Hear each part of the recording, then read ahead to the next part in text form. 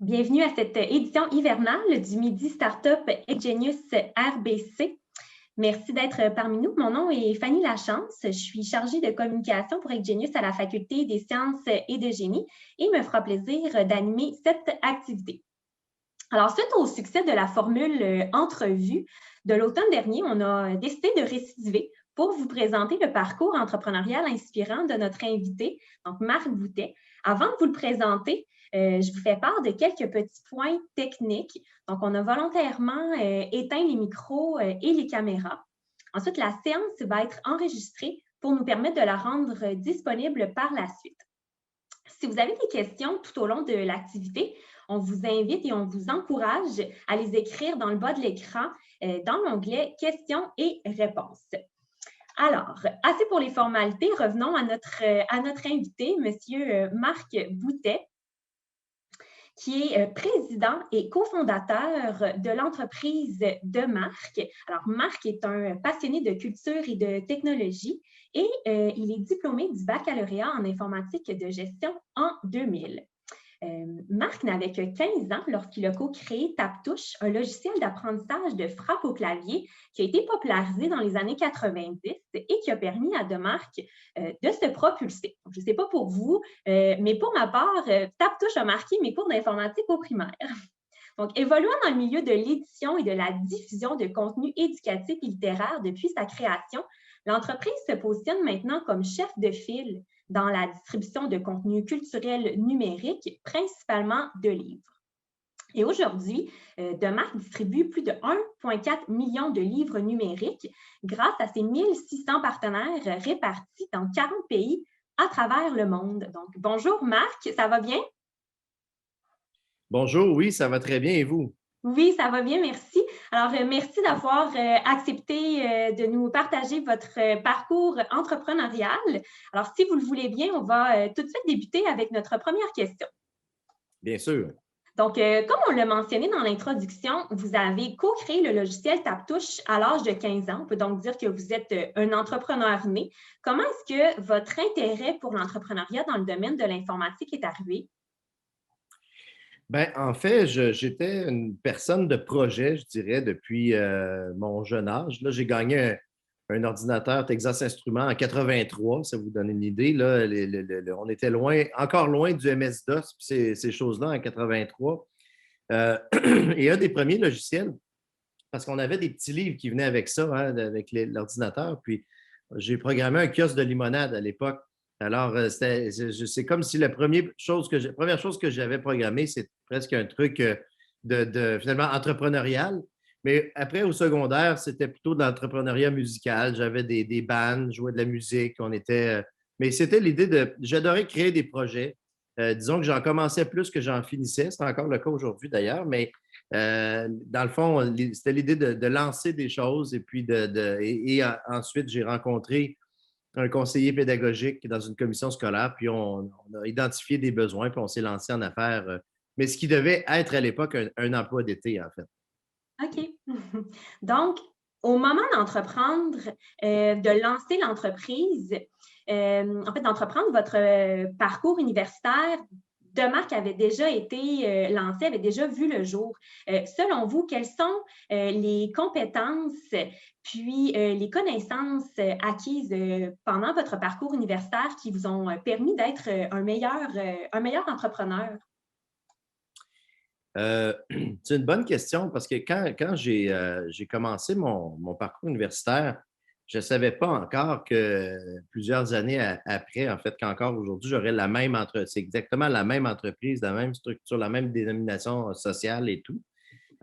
Donc, j'allais dans quelque chose qui me passionnait, qui était à l'époque informatique, mathématiques. Donc, j'ai commencé ce qui n'existe plus aujourd'hui, ce cursus-là, mais c'était un mix entre des maths et puis l'informatique parce que j'adorais les mathématiques, puis l'informatique, puis comme j'avais déjà un certain talent pour l'informatique, je pensais que je n'avais pas forcément besoin d'acquérir du bagage là-dedans. Or, c'est sûr que le cours universitaire donne toutes sortes d'autres bases, dans le fond, de mathématiques pour ingénieurs, de logique, d'analyse. On a travaillé à l'époque avec des langages comme l'assembleur. Donc, il y avait toutes sortes de bases qui demeurent aujourd'hui, l'orienté objet et tout. Ça va sûrement faire rire des étudiants en informatique de gestion, mais moi, je n'ai pas touché une ligne de code depuis 98, fait que je pense que tout le monde ici qui sont en informatique pourrait m'en apprendre, là. Et ensuite, ben, plus mon parcours universitaire avançait, plus j'ai migré vers la gestion. Donc, j'ai terminé finalement principalement la faculté d'administration. Donc, justement, tout ce qui est RH, comptabilité. Fait que ça a été un parcours un peu multiple, là, dans le fond, autant de la mathématique jusqu'à la gestion à la fin. Puis j'ai rencontré là-dedans des professeurs puis des directeurs de programme qui étaient très souples puis qui m'ont permis justement de presque d'avoir mon enseignement, j'exagère un peu, mais presque sur mesure. Donc, j'ai été en mesure vraiment de bâtir un cursus, mais qui m'a donné des bases théoriques qui demeurent aujourd'hui, puis dont je suis très content d'avoir, là. Oui, puis ben, je crois que ces bases théoriques-là, en fait, les chiffres en témoignent. Donc, en août dernier, on apprenait que l'entreprise avait doublé son catalogue et puis accédé au marché américain en faisant l'acquisition de Feedbooks, qui est un concurrent français. Et en octobre dernier, Demarc annonçait une opération de financement dotée de 5 millions de dollars pour accélérer sa croissance. Alors, après 30 ans d'opération, comment est-ce que vous parvenez à maintenir cette croissance puis à cumuler ces succès? C'est l'équipe, hein, dans le fond. Moi, j'ai décidé cette année de créer une équipe de gestion, je dirais, autonome, dans le sens où on est rendu à l'étape où on atteint cette année la barre du 10 millions de chiffre d'affaires. Sur un chiffre d'affaires total de 300 millions. Donc, notre réseau génère pour 300 millions de ventes de livres numériques et audio, mais Demarc retient 10 millions de chiffre d'affaires dans cet écosystème-là. Et donc, comment on arrive à maintenir? Ben, c'est, je pense, en spécialisant le rôle de chacun. Moi, j'ai décidé de me spécialiser plutôt dans l'entrepreneuriat, dans le côté visionnaire, les acquisitions, les relations d'affaires et de bâtir une équipe de gestion Dream Team, comme on dit en bon français, qui gère l'entreprise et puis qui sont autonomes, de sorte que si, par exemple, moi, je suis sur une opportunité, je vais caricaturer, malheureusement, on ne peut pas tellement se déplacer ces temps-ci, mais en Inde pendant 3 mois, bien, je peux partir en Inde pendant 3 mois, puis l'équipe continue de développer des clientèles, d'aller chercher, donc d'inventer des nouveaux produits. Donc, on a l'ensemble des fonctions sont couvertes là, par notre équipe de gestion. Puis on a maintenant une soixantaine de personnes talentueuses un peu partout dans le monde, donc à Barcelone, à Paris, à Berlin, en Chine, puis à Québec et Montréal. Donc, on a une soixantaine de professionnels là, qui sont en mesure d'opérer puis de développer l'entreprise à son plein potentiel. Donc, c'est ça. En fait, comment peut-on maintenir? On a même accéléré la cadence. Donc là, on est passé de 2015 de 4 millions de chiffre d'affaires à 10 millions cette année et on veut multiplier ça par 3 en fait au cours des 5 prochaines années. Donc, on veut accélérer la cadence pour un jour en faire une grande entreprise, un beau fleuron là, de la région de Québec. Et vous vous êtes lancé dans l'aventure entrepreneuriale en 1990, alors que Demarc développait principalement des logiciels. Donc, avec tous les changements qui sont survenus dans le monde numérique depuis la création d'entreprises, il y en a eu quelques-uns, vous avez dû faire preuve de beaucoup d'adaptation, notamment en créant la première plateforme de distribution de livres numériques québécoise. Quel a été le moment le plus marquant dans l'évolution de votre entreprise? Bien, en 30 ans, c'est sûr qu'il y en a eu plusieurs, hein, parce qu'on va se reporter en 90. Là, on est sur DOS, Windows n'existe même pas. Donc, à la base, on voulait, Guy et moi, mon partenaire d'origine, mon cofondateur, on voulait prendre des textes et puis les propulser dans l'univers numérique. Donc, c'était tape-touche, à quelque part. C'est deux livres qu'on a convertis en logiciel éducatif à l'époque sur DOS, puis sur Windows, puis après sur Internet. Donc, ça a été, dans le fond, toutes les années 90. On a lancé une série de logiciels éducatifs, les débrouillards, Québec Science, l'Histoire populaire du Québec, Sciences et Vie. Donc, et on a commencé à exporter. Donc, 97 est une année marquante parce que j'avais dit, bon, ben si on a des succès qu'au Québec, on n'aura jamais la croissance qu'on désire. Fait que, il faut faire une mission en France. On avait, je parti du haut de mes 23 ans, puis on est allé convaincre des grands éditeurs français de travailler avec nous. Il n'y avait pas de laptop à l'époque, fait qu'on partait avec les gros équipements, là, les ordinateurs qui étaient immenses et tout ça. C'était des beaux souvenirs. Donc, 97, une année marquante. 2000, c'est l'Internet. Comment est-ce qu'on invente la première acquisition aussi de Septembre Média? Comment on réinvente avec l'Internet? Et puis, les gens ont arrêté d'acheter des produits physiques à cette époque-là. Donc, on est passé de 13 employés à 40 employés en 2000, puis à presque zéro de revenus parce que les gens n'étaient plus habitués d'acheter des disquettes puis des CD-ROM. Donc, une année marquante. On avait lancé contenu.com à l'époque qui générait moins de revenus que la machine à café du bureau. Pour vous donner une idée, c'était le gag en interne. Mais donc, année importante. Puis après ça, 2006, le lancement du Kindle avec Amazon. Là, on se dit, wow, c'est notre domaine, mais boosté aux hormones, il faut maintenant passer de 30 produits à des millions de produits, puis c'est ce qu'on a réussi avec les années. Donc, on a lancé l'entrepôt numérique pour convaincre des milliers d'éditeurs d'automatiser leur processus d'affaires. Et là, on a enfin trouvé le créneau dans lequel on peut être les meilleurs au monde. Puis c'est encore un défi quotidien, bien sûr, là, mais 2011, je m'excuse, c'était un événement marquant. Je vous donne les grandes dates. Pas de problème. 2011, le prêt numérique arrive, donc le prêt en bibliothèque, prêtnumérique.ca notamment au Québec, mais on est en Espagne, on est en France. Donc, 2011. Et puis, 2020, ben, c'est plutôt l'intelligence d'affaires, c'est les applications mobiles. Donc, comment on va apporter de l'intelligence à nos éditeurs avec toutes ces années-là d'accumulation de données et puis d'amener des innovations aux éditeurs, puis des innovations au niveau du commerce électronique. Continuer à nourrir les écosystèmes comme Amazon, qui sont nos clients, mais aussi inventer des nouveaux écosystèmes, un peu ce que Shopify a réussi à faire en complément d'Amazon, si on veut, ou en concurrence avec Amazon, mais Shopify est devenu une très grande société et de bâtir un écosystème riche. Alors, on essaie puis dans plusieurs cas, on a réussi au Québec, un prêt numérique, c'est un énorme succès pendant la pandémie. On est à 13 à 15 000 prêts numériques par jour. Donc, les Québécois qui sont pognés chez eux le soir peuvent acheter des livres numériques, peuvent lire des livres avec prêtnumérique.ca. Les écoles aussi, on peut nourrir les élèves de contenu numérique, de livres scolaires, de livres jeunesse. Alors, nos équipes sont motivées par une mission de quasi-service essentiel pour justement faire en sorte que les gens aient des choses intéressantes à faire à la maison. Puis, éventuellement, ben, la pandémie va se terminer, là.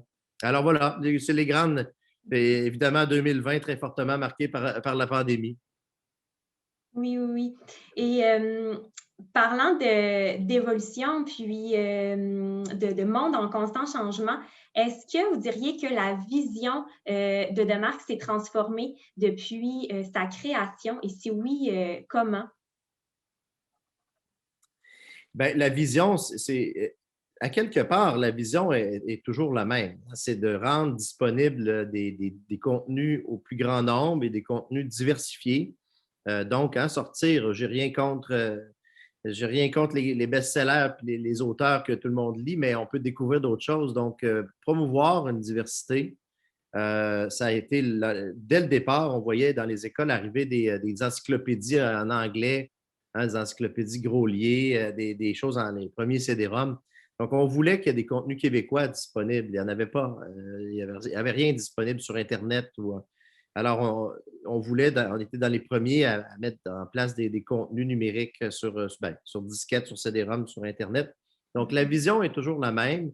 Maintenant, dans le fond, on travaille avec les éditeurs à promouvoir cette diversité-là, pas seulement à promouvoir des contenus québécois, mais promouvoir des contenus sud-américains en Espagne, promouvoir des contenus québécois en France et inversement, faire traverser de l'Atlantique des auteurs moins connus français. Donc, de travailler sur la circulation de ces contenus-là, puis de faire en sorte que les gens découvrent des choses. Donc, je parlais tantôt d'intelligence artificielle ou de big data, mais comment on va utiliser la puissance de ça pour faire découvrir des choses que vous n'auriez pas découvert autrement. Donc, vous n'auriez pas découvert autrement des nouveaux auteurs, des nouveaux ouvrages. Et c'est un peu ce qui arrive dans le prêt numérique. Si vous allez consultez un texte puis vous voulez absolument lire un grand auteur qui n'est pas disponible à la bibliothèque parce qu'il y a 3 ans de file d'attente, ça arrive parce que c'est contingenté. Bien, le système va vous proposer d'autres choses similaires, va vous proposer un autre thriller, va vous proposer un plus vieux roman de cet auteur-là. Alors, on a déjà commencé à le faire et puis à aider aussi les libraires de région là, à entrer dans cet écosystème-là, que ce soit au Québec, évidemment, mais ailleurs dans le monde aussi. Oui. Puis, en fait, parenthèse, parlant de ailleurs dans le monde, est-ce que vous avez des bureaux à l'international? Vous avez des équipes qui sont déployées un petit peu partout à l'échelle mondiale? On a donc le bureau le plus structuré, si on veut, en fait, avec le plus de personnes, disons-le comme ça. C'est en Espagne, donc à Barcelone. On a choisi que des villes plates. Hein? Donc, Oui. on a une dizaine de personnes à Barcelone. On a 4 personnes à Paris qui, aujourd'hui, avec la pandémie, travaillent plutôt de chez eux ou dans des coworking, mais éventuellement avec l'intention d'avoir des présences aussi physiques. On a plusieurs personnes à Montréal aussi. Bon, Québec, évidemment, là, c'est l'endroit où on a le plus de personnes. On est 36-37 au bureau de Québec.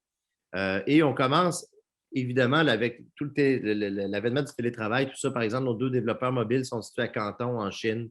Alors, commence à avoir des équipes décentralisées. Puis c'est sûr que l'année 2020 a été très structurante là, pour dire, bon, ben, remote first, qu'on se dit chez nous. Là, fait que les bureaux oui, sont encore utiles, puis on voit encore beaucoup d'utilité au travail en présence, là, mais on essaie de bâtir toutes sortes d'outils pour se sentir proche de toutes nos équipes qui sont partout dans le monde. Oui. Et si on revient dans le passé, avant toutes ces belles équipes à Barcelone, est-ce qu'il y a une chose que vous feriez de façon différente si c'est possible? Si vous pouviez revenir là, au tout début de la création de l'entreprise, est-ce qu'il y a une décision, une action ou peu importe que vous auriez fait autrement?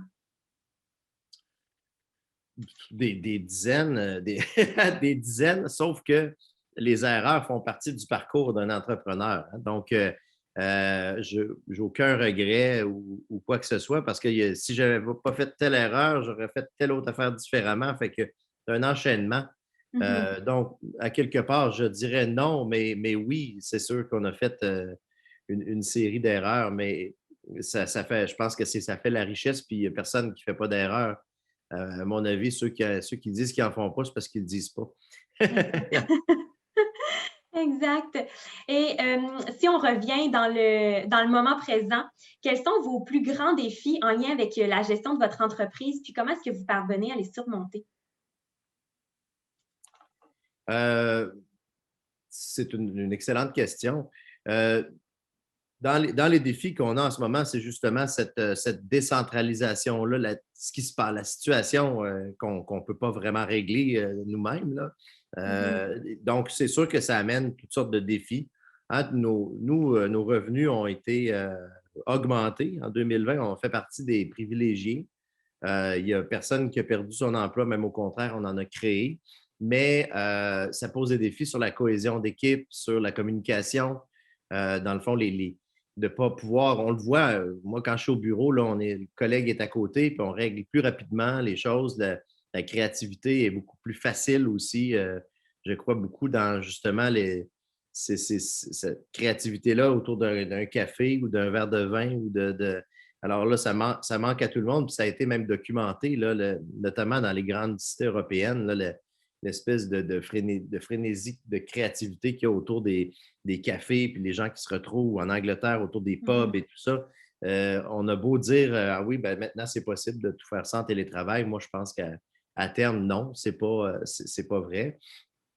Donc ça, c'est un grand défi. L'autre défi, ben, c'est d'accélérer le pas. Hein. Dans le fond, c'est un marché qui se consolide partout dans le monde. Encore aujourd'hui, il y a beaucoup de joueurs locaux, donc, et on a de la forte concurrence. Plus ça va, plus on en a, parce que plus on est, disons, plus on a une empreinte, plus on dérange. Et donc là, on commence à le sentir, là, une forte concurrence. Alors, c'est un peu une course contre la montre parce que le marché se consolide. il y a une cible que j'avais identifiée qui vient d'être acquise par des Japonais. Bon, ben, on n'a pas été assez rapide. Donc, le marché se consolide très rapidement en ce moment. Puis, justement, accéléré par la pandémie, parce que, dans le fond, c'est l'effet, ce qu'en anglais, ils appellent le stay-at-home effect. Là, dans le fond, tout ce qui est de Netflix de ce monde, du livre numérique, de tout ce qui est à faire de chez soi ou d'appareils mobiles, ça se développe très rapidement en ce moment. Donc, ça demeure une course contre la montre. Oui. Et on en parlait tout à l'heure de votre Dream Team. Quelles sont les qualités que vous recherchez chez les membres de votre équipe? C'est sûr qu'on ne recherche pas les mêmes qualités chez tous les membres de l'équipe. Alors, c'est la diversité, je pense, qui fait la force d'une équipe. Mais je dirais, globalement, c'est une ouverture d'esprit, c'est un growth mindset, je dirais. Je m'explique, c'est que dans le fond, il faut être. L'ouverture d'esprit amène à dire, bon, ben, comment on doit faire les choses différemment si on veut se rendre à 30 millions de chiffre d'affaires ou à une équipe de 180-200 personnes. Donc, c'est beaucoup d'ouverture d'esprit, beaucoup de rigueur. Chez nous, on parle des 4 valeurs qu'on a qui sont les personnes, la passion, le plaisir et le professionnalisme. Alors, c'est un peu, à quelque part, il n'y a rien d'incompatible là-dedans, mais c'est d'avoir du plaisir à travailler, donc être ouvert sur les autres. Puis en même temps, on est une entreprise qui a une forte une culture des personnes, une culture de l'équilibre travail-famille. Donc, je crois qu'on réussit à vivre ces valeurs-là. On s'attend à ce que les gens épousent plus ou moins chacune de ces valeurs-là. Et puis, l'idée, c'est qu'on espère que ce ne soit pas juste des mots, là. On essaie de les vivre au quotidien. C'est un peu ça. Mais je dirais principalement de l'ouverture d'esprit, puis une volonté d'être dans cette aventure qui en est une de croissance. C'est pas tout le monde qui a envie de ça non plus, là. Alors, il faut être prêt faut être prêt à vivre avec la température de la cuisine. Oui. Et on a parlé tout à l'heure de croissance du chiffre d'affaires, entre autres. Quelles sont les prochaines étapes de développement de votre entreprise? Ben, en fait, la première, c'est la diversification géographique. Donc, on est une entreprise globale, mais on est une pinotte dans l'océan aussi, là, tu sais, fait qu'on on est super fiers de notre parcours et tout ça, mais il faut juste réaliser qu'il y a des sociétés qui sont des centaines de milliers d'employés dont des fois qu'on chatouille un petit peu du bout de l'orteil, là, des Amazones de ce monde et tout ça. Donc, on demeure très latin aujourd'hui. On est Espagne, Italie, France. On a commencé des activités aux États-Unis en 2019. Je dis recommencer parce que Taptouche était un beau succès aux États-Unis jusqu'en 2012 quand on l'a vendu à Druide Informatique. Donc, poursuivre l'expansion internationale pour gagner effectivement en masse critique. Depuis, avec mes collègues Christian et Clément Laberge, Christian Roy, on avait dit qu'au niveau masse critique du nombre de salariés, on avait parlé de 57 dans le plan d'affaires de 2010-2011. Là, on a enfin atteint cette masse critique-là. Puis on le voit qu'on a plus de diversité de talents, accès en interne à plus de personnes, d'avoir une certaine bande passante. L'autre défi, c'est le développement de nouveaux produits. Dans le fond, aujourd'hui, les outils de distribution sont super intéressants puis génèrent un beau revenu, mais tendent à se commodifier. Donc, les éditeurs de plus grande taille peuvent se doter d'outils un peu similaires à ce qu'on a bâti. Il y a des outils qui ont été bâtis en concurrence en Inde notamment. Alors, une certaine commodification. Donc, il faut élever le débat, il faut élever le type de produit. C'est pour ça que je parlais tout à l'heure d'intelligence d'affaires, de big data, d'intelligence artificielle, et puis d'aller vers le e-commerce, le commerce électronique. On y est déjà, mais de manière encore plus sérieuse. Donc, diversité des produits, puis éventuellement aller vers le public. Donc, on y est maintenant avec notre application Aldico. qui est connu au Québec plus sous le nom de prêtnumérique.ca pour ceux qui connaissent, mais Aldico peut être téléchargé aussi là, sur Android et iOS. Et ça va devenir un outil très intéressant de développement pour nous pour répondre à l'ensemble des autres critères, autant de diversification géographique, parce que c'est connu partout dans le monde, Aldico, notamment en Asie. Aldico est basé à Hong Kong. Et donc, ça va être un outil aussi pour nous permettre d'accumuler de la donnée intéressante qui puisse avoir un sens pour les éditeurs. Intéressant.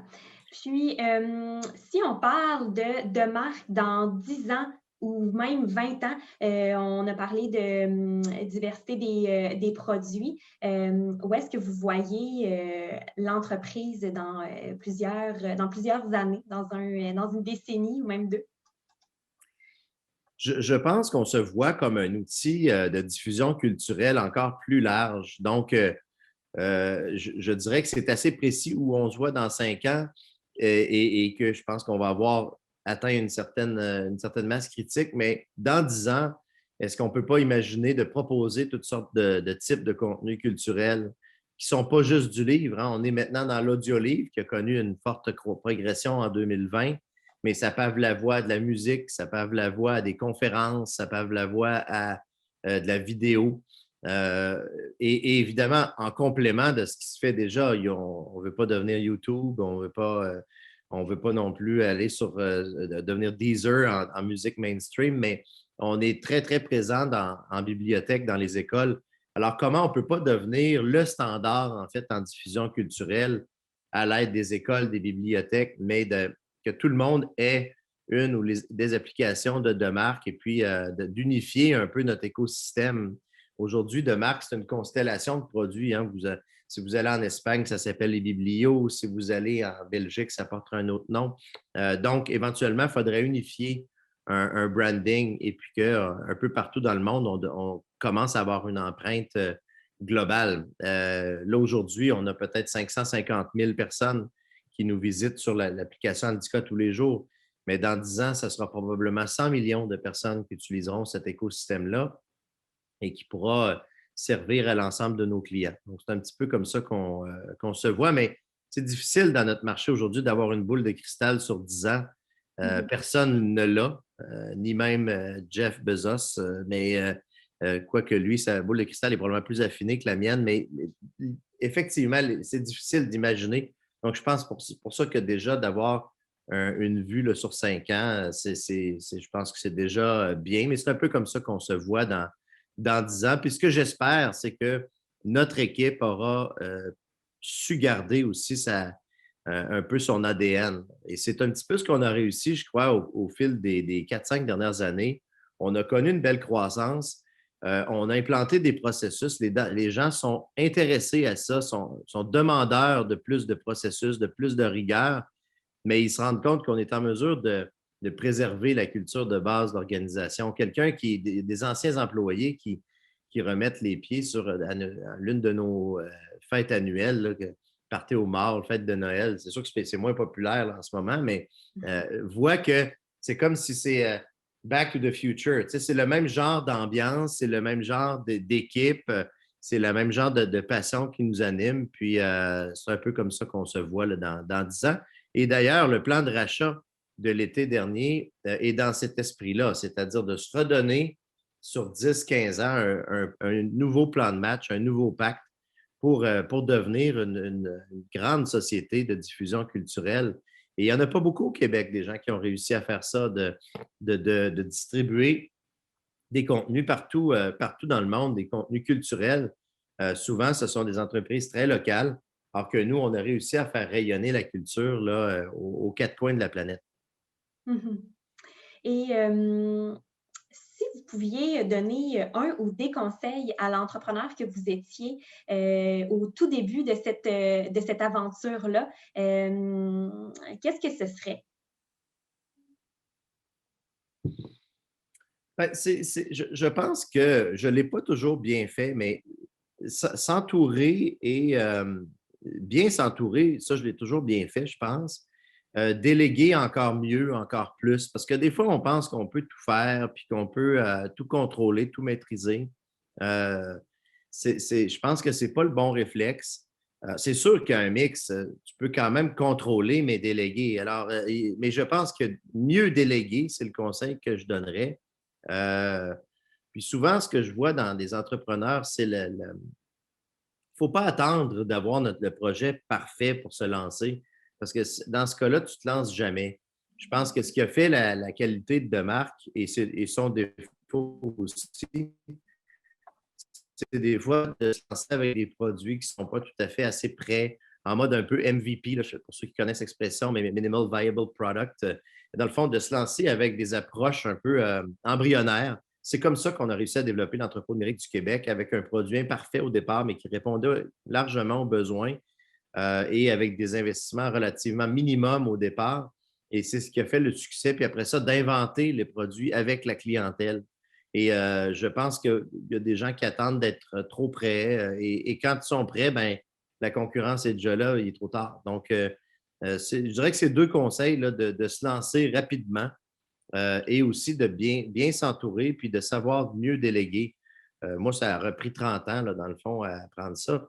Évidemment, dans l'espace de 30 ans, j'en ai eu des gens à qui j'ai fait confiance et tout, mais je pense que cette année, là, on est dans un beau mix là, où chacun, dans le fond, avec maintenant une direction générale, comme je disais tout à l'heure, des gestionnaires d'expérience, puis à qui je fais totalement confiance et ça fait toute une différence. Mhm. Puis, mis à part la capacité de déléguer puis de se faire confiance au début pour lancer une entreprise, selon vous, le plus important pour réussir en entrepreneuriat? C'est la passion. C'est la Oui. passion. C'est après, il y a toutes sortes de types d'entrepreneurs. Moi, je suis plus de ce type d'entrepreneur-là, mais c'est sûr que si on se lance en entrepreneuriat pour faire de l'argent, ça ne marchera pas. Parce que faire de l'argent est le résultat d'une passion, puis de la réponse à un besoin, puis d'une mission noble qui résulte après ça à l'idée de générer des profits et tout ça. Je dirais que c'est d'être passionné par un sujet, puis être un peu obsédé par l'amener à terme. Parce que, comme je disais tout à l'heure, j'ai beaucoup de projets, mais à partir d'un certain moment, là, je veux vraiment en amener une ou deux à terme. Puis donc, c'est ça, je dirais que c'est après la passion, c'est l'obsession de résultat quelque part. Donc, de tout faire ce qu'il faut pour atteindre un ou des résultats. Et donc, ça vient avec se donner justement des objectifs. Tout en découle par la suite. Mhm. Puis, qu'est-ce qui vous rend le plus fier lorsque vous pensez au chemin que vous avez parcouru depuis la création de marque? Ben, ce qui me rend le plus fier, d'abord, c'est sûr qu'il y a des gens qui sont là depuis leur sortie du cégep. Je pense à Nicolas Cyr, par exemple. C'est quand même d'être une entreprise qui a réussi à vivre dans le temps, à se développer, d'avoir plusieurs vies. On est comme un chat, dans le fond. À chaque fois on retombe toujours sur nos pattes, on a une espèce de résilience. Et ça me rend fier de voir des gens qui sont depuis 20 ans dans l'organisation, puis qui aiment cette organisation-là, qui me dépasse totalement. Puis, dans le fond, il y a Marc, puis il y a de Marc, puis un jour, dans le fond, elle aura sa propre vie autrement, avec d'autres actionnaires ou avec la famille ou peu importe. Mais donc, d'avoir réussi à créer une chose, des choses. Il y a des choses qu'on a vendues au fil des ans. Je pense à Taptouche qu'on a vendu à Druide, mais qui continue sa propre vie aussi. Ça me rend fier de voir ça. Puis de voir Taptouche, l'école branchée, Budget Express. Dans le fond, il y a toutes sortes de propriétés aujourd'hui qui vivent leur vie autrement. Puis ce sera peut-être le cas encore dans le futur. De voir aussi que des éditeurs québécois, leurs principaux points de vente sont en France. C'est un nouveau paradigme, c'est une nouvelle situation. Ça me rend fier aussi de me rendre compte qu'on peut diffuser la culture québécoise plus facilement que lorsqu'on essayait de le faire en faisant voyager des livres en bateau. C'est encore le cas, hein? Il y a beaucoup de distribution québécoise qui se fait en France à travers une livraison par bateau par mois. C'est correct, mais on n'aura jamais le reach, comme on dit, c'est ça, le reach qu'on peut avoir aujourd'hui. Il y a certains des titres québécois dont leurs principaux points de vente se situent en France. Puis de voir une équipe créer quelque chose de toute pièce, ça me rend énormément fier aussi. C'est fascinant de voir ça à l'œuvre. Simplement, des fois, d'émettre des idées de base, une vision, puis de voir que l'équipe, après, la fait prendre en forme d'elle-même. C'est plusieurs éléments. C'est de petits éléments chaque jour aussi. C'est un peu ça. Super. Et puis, si on se dirige maintenant vers les questions un petit peu plus légères, donc vous êtes dans la distribution de contenu culturel, votre livre préféré et pourquoi? Ça, mon Dieu, j'en ai tellement des livres préférés. C'est une excellente question. Je suis un gros fan de Patrick Sénécal. Donc, mais ça, c'est pas du tout des livres d'affaires, mais j'aime beaucoup lire. Et d'ailleurs, on essaie d'imaginer un peu du côté du livre audio. Dans les livres d'affaires cultes, c'est sûr que Good to Great, c'est un livre que je continue à lire et relire. Il y en a trop. Il y en a juste trop. Parfait. Puis, on a préparé aussi quelques petites questions en rafale. Donc, on vous invite à y répondre le plus spontanément possible. Donc, si vous pouviez créer une autre entreprise, quelle serait-elle?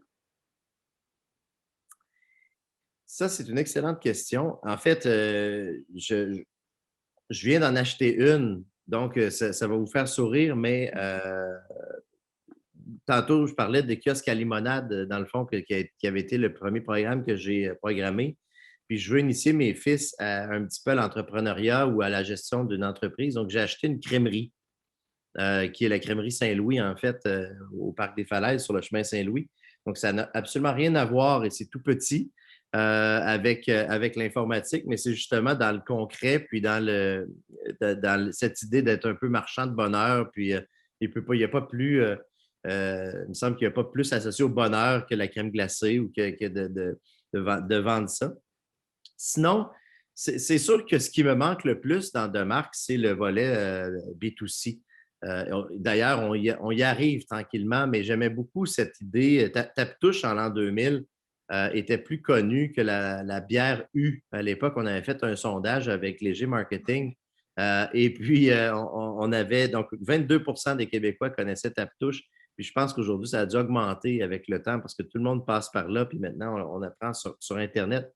Donc, cette espèce de volet de toucher le consommateur à travers des innovations, à travers une utilité quelconque, je pense que mais tout peut être développé dans Demarque. Hein.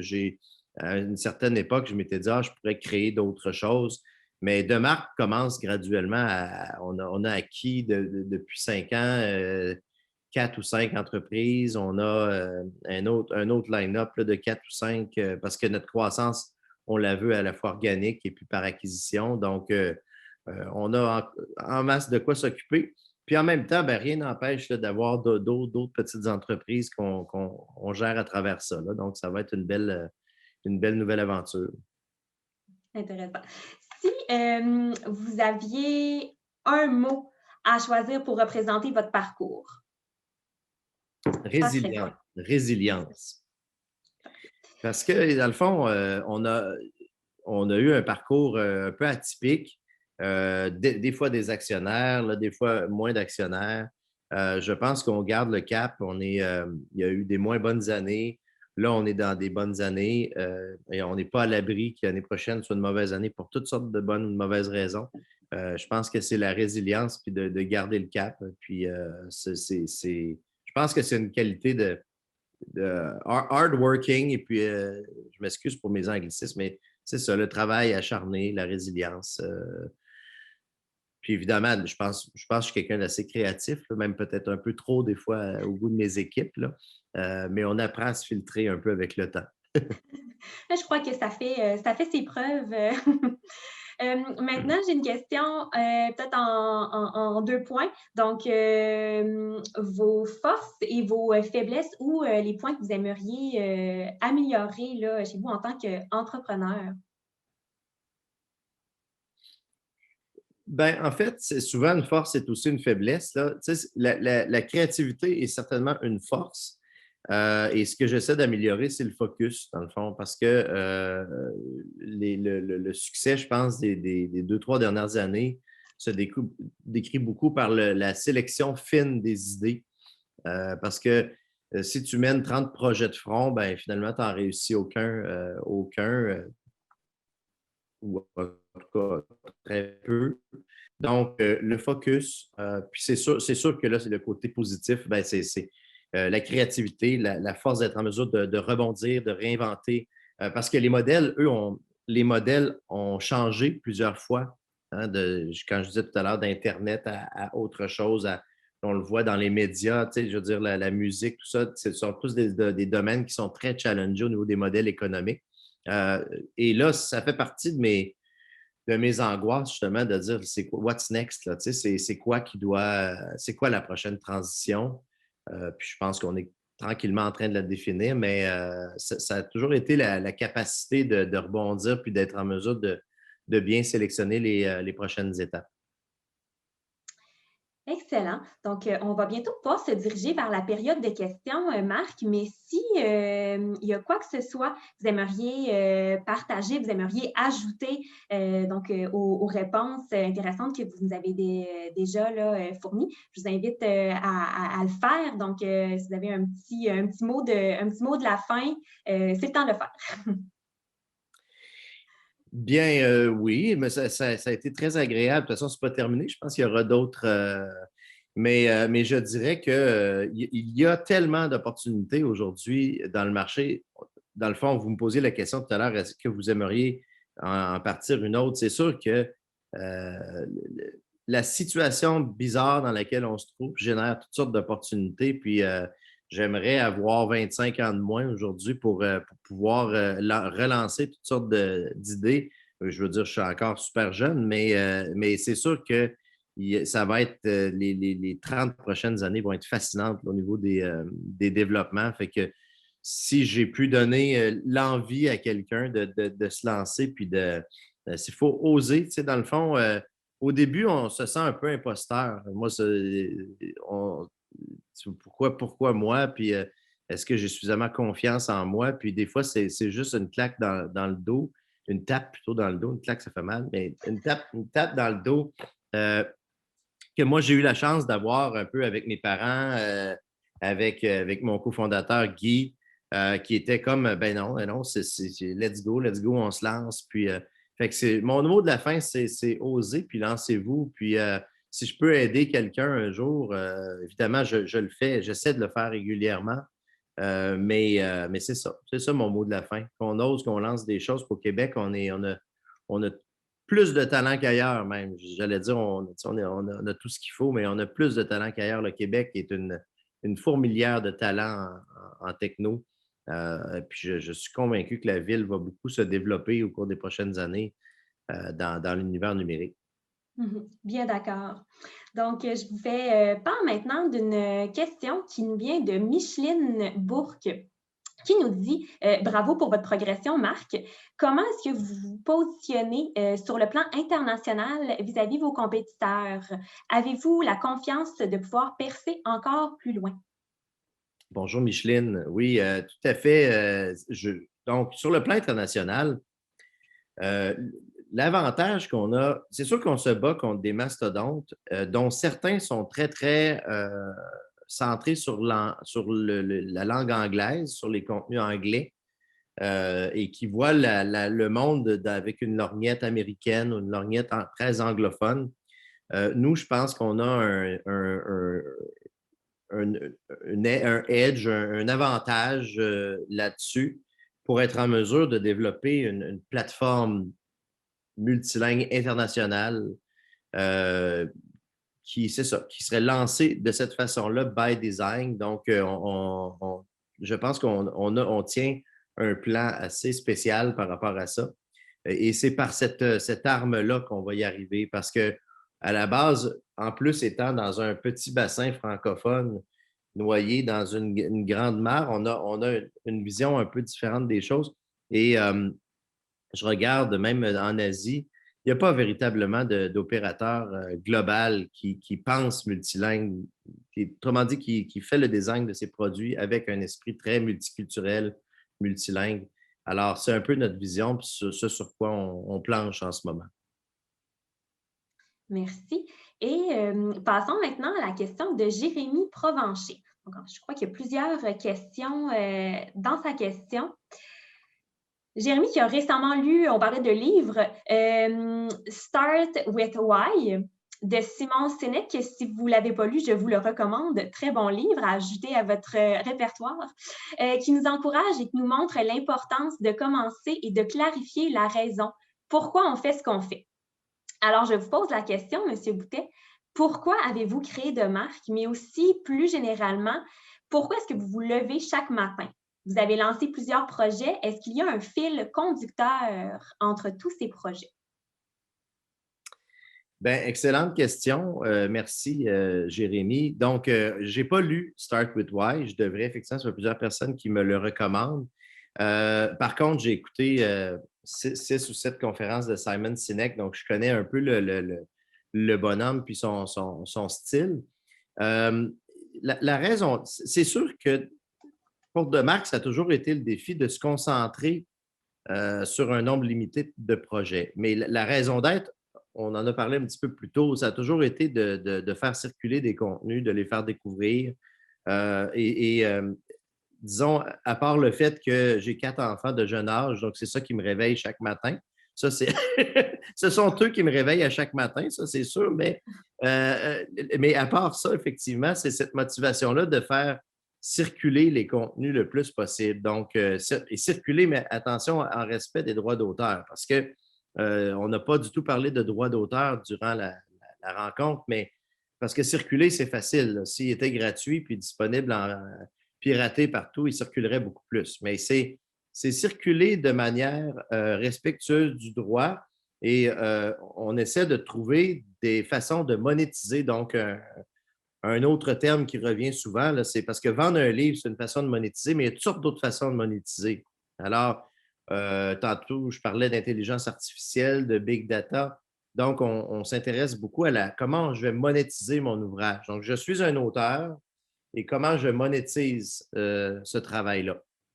Donc, aujourd'hui, comme je dis, ça s'est fait beaucoup dans le livre papier, ça s'est fait vente de livres unitaires sur Amazon, mais il y a des tonnes d'autres façons. Il y a la blockchain qui apparaît, il y a tout le volet self-publishing qui apparaît aussi. Certains auteurs qui se sont lancés et qui ont fait beaucoup d'argent en direct par Amazon. Donc, quelle est la place de marque dans ça? Donc, c'est un petit peu à l'intersection de tout ça. C'est du droit d'auteur, c'est de la techno, c'est de la compréhension. Mais en bout de ligne, ce n'est qu'une chose, c'est la passion de faire en sorte qu'un auteur puisse gagner, puis puisse gagner sa vie, bien gagner sa vie un peu partout dans le monde, puis qu'il puisse être retrouvé partout. Donc, c'est ça qui me lève le matin, puis qui me passionne. Puis en ce moment, c'est sûr que le fait que l'entreprise ait des gestionnaires me permet d'avoir plus de temps aussi pour retourner à des défis comme ceux-là, qui sont des défis R&D. Moi, dans le fond, dans le début vingtaine, j'étais passionné d'intelligence artificielle. Puis là, on n'en a pas entendu parler pendant presque que 25-30 ans. Puis là, oups, ça devient flavor of the day. Puis là, tout le monde parle de ça. Mais moi, c'était mon gros dada à l'université, l'intelligence artificielle. Donc, c'est un peu ça, le fil conducteur, c'est de trouver là, comment on va faire circuler. Puis la beauté aussi des plateformes globales, c'est qu'on pourrait, je reviens toujours avec Patrick Sénécal, justement, c'est toujours mon exemple que j'utilise, mais il n'y a pas de raison que Patrick Sénécal ne soit pas lu par des hispanophones, lu par des Chinois. Alors, de marque peut contribuer à démocratiser les auteurs québécois, les auteurs d'un peu partout dans le monde, et dans l'ensemble des langues. Ça aussi, c'est un beau défi. Alors, comment on y arrive? Est-ce qu'on fait des traductions par pays? Est-ce qu'on peut automatiser des parties? Donc, il y a toutes sortes de défis qui sont extrêmement stimulants. Mais oui, je vais lire Start with Why, Jérémy. Je te remercie de la recommandation. Un autre livre à ajouter. Je vais voir si on a d'autres questions.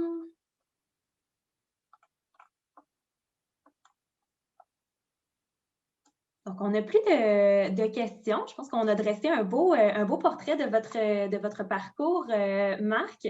Alors, au nom de toute l'équipe EdGenius puis de la Faculté des sciences et de génie, je tiens à vous remercier pour le temps que vous nous avez accordé ce midi. Puis merci d'avoir accepté de nous partager vos expériences et d'en apprendre un peu plus sur de Marc. Maintenant, pour les étudiantes et étudiants parmi nous, si cette entrevue a éveillé ou alimenté votre désir d'entreprendre, je vous invite à visiter le site EdGenius à edgenius.ulaval.ca. Vous allez pouvoir trouver l'information sur les activités et les services offerts, donc notamment les bourses EdGenius qui soutiennent les étudiants dans leurs projets et leurs aspirations entrepreneuriales. Alors, le dépôt des candidatures est en janvier, mais les bourses sont de retour chaque année. Alors, simplement consultez la section Aide financière dans l'onglet Services aux étudiants pour découvrir ces bourses. Et je vous rappelle aussi qu'EdGenius fait partie du circuit entrepreneurial de l'Université Laval, qui regroupe plusieurs intervenants qui sont dédiés à votre développement entrepreneurial et qui vous offre plusieurs services et activités. Et d'ailleurs, si vous êtes au début de votre exploration dans cet univers, je vous encourage fortement à participer à la séance d'information Entreprendre par où commencer, qui est offerte régulièrement par notre partenaire Entrepreneurial Laval, le spécialiste en accompagnement entrepreneurial sur le campus. Alors, avant de vous quitter, je tiens à vous remercier sincèrement d'avoir été parmi nous. Je tiens également à remercier nos précieux partenaires financiers, nos partenaires de services, alors RBC, Banque Royale, Expo et M. Germain Lamonde, BS Avocats, M. Denis Mercier et INVI. Alors, je remercie toutes les personnes qui ont contribué à l'organisation de cette activité, puis tous les collaborateurs de notre bel écosystème entrepreneurial. Alors, Marc, encore une fois, je vous remercie pour votre générosité et bonne chance pour la suite. Alors, j'espère que vous avez apprécié l'activité. Merci d'avoir été parmi nous. Puis au plaisir de vous retrouver pour l'édition d'automne du Midi Startup EdGenius RBC.